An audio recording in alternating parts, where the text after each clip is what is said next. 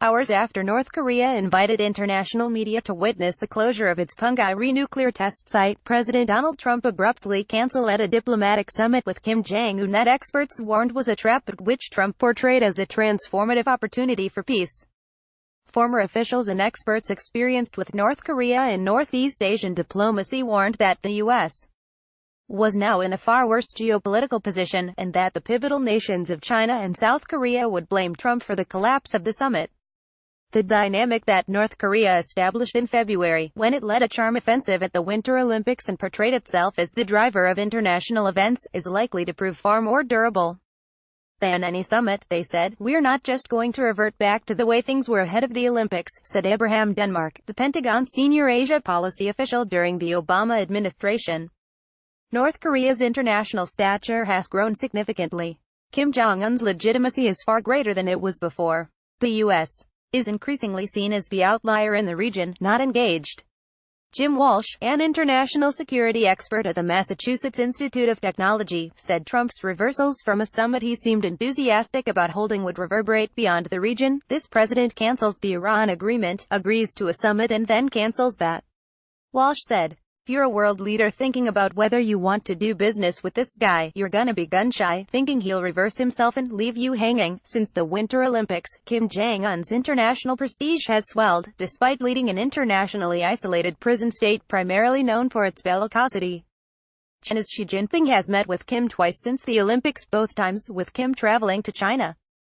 South Korea's Moon Jae-in has staked his domestic and international reputation on reaching a rapprochement with Pyongyang, even traveling to Washington to meet with Trump 2 days ago. Both are likely to blame Trump for abandoning the summit. But in canceling the summit, Trump placed the blame on Kim, through a personal letter released by the White House Thursday morning. The cancellation stemmed from the tremendous anger and open hostility North Korea has recently displayed, Trump wrote to Kim. The president left the door open to a resumption of diplomacy over the fate of North Korea's nuclear program, but placed the onus on North Korea. He even added a threat that echoed his infamous fire and fury, warning, "You talk about your nuclear capabilities, but ours are so massive and powerful that I pray to God they never have to be used." It might be a negotiation tactic, Walsh speculated. Perhaps Trump is thinking, "I'll cancel, Kim's gonna come running back to me, the Chinese are gonna come running back to me, and I don't care about the South Koreans," Walsh said. It's a possibility, but he's playing with fire and fury. To Denmark, North Korea's positions have been remarkably consistent from before the Trump administration until now.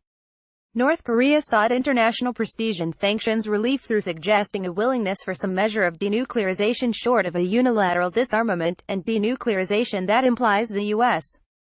would pull back its military from its treaty-backed defense of South Korea. North Korean state media on Thursday suggested that it would denuclearize when the rest of the world did, joining hands with the world peace-loving people in building a nuclear-free peaceful world. In other words, the Tuesday after never. Trump seemed to believe that the Pyongyang initiative was the sui generis result of his maximum pressure sanctions policy, and that the Kim regime had been brought to its knees. John Bolton, his new national security advisor, already hated by Pyongyang, infuriated the North by suggesting that, like Muammar Gaddafi, Kim Jong-un's disarmament was a prelude to his violent death. Trump tamped down talk of a Libya model for Pyongyang, only to have Vice President Mike Pence intensify it Monday, prompting a blustery volley of insults from the North Koreans. You are now subscribed to the Daily Digest and Cheat Sheet. We will not share your email with anyone for any reason. They wanted a deal, but couldn't maintain message discipline for a few weeks, said Denmark. Anyone who knows North Korea or has been paying attention should never have expected North Korea to denuclearize in the way the Trump administration was talking about it. Trump and his allies raised expectations for the summit to astronomical proportions. The administration even minted a challenge coin for the summit with what it called Supreme Leader Kim Jong-un.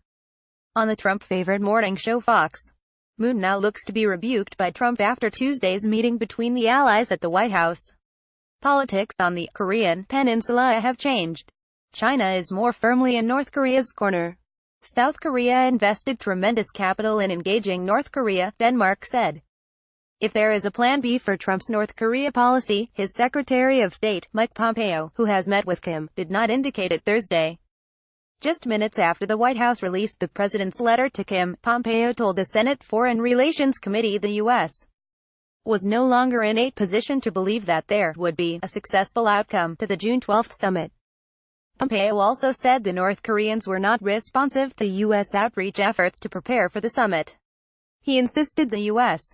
side was fully engaged over the past weeks to prepare for this meeting. I regret the statements that the North Koreans have made over the past few days, and the fact that we have not been able to conduct the preparation between our two teams that would be necessary to have a successful summit, Pompeo said. Elsewhere on Capitol Hill, scrapping the summit was panned as a missed opportunity. You cannot have thin skin if you want to make progress with a difficult adversary such as the Kim regime. Rep.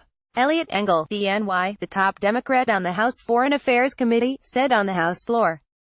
To make matters worse, the president's bizarre letter returns to the same bellicose rhetoric that last year heightened tensions and raised the specter of war. Any type of military conflict on the Korean peninsula would come with horrific consequences, yet an unsuccessful summit carried real risks as well. The worst-case scenario is that we have a real negotiation, it goes badly, both sides storm back to their corners angry and confused, Walsh said. Trump says, well, I tried diplomacy and it didn't work, so I have no choice but to go with the bloody nose, a preventive military attack on a nuclear power that has the world's densest concentration of artillery pieces aimed at Seoul. Trump's letter also indicated that whatever Pompeo says is irrelevant. I felt a wonderful dialogue building between you and me, and ultimately, it is the only dialogue that matters. Trump wrote Kim to Denmark. It was another indication of North Korea's diplomatic triumph. Trump's letter signals that he sees this not as a negotiation between nations, but a negotiation between him and Kim Jong-un, Denmark said. By doing so, he's granting a tremendous amount of international legitimacy to Kim Jong-un, who's got the same status as the president. Andrew Desiderio contributed reporting.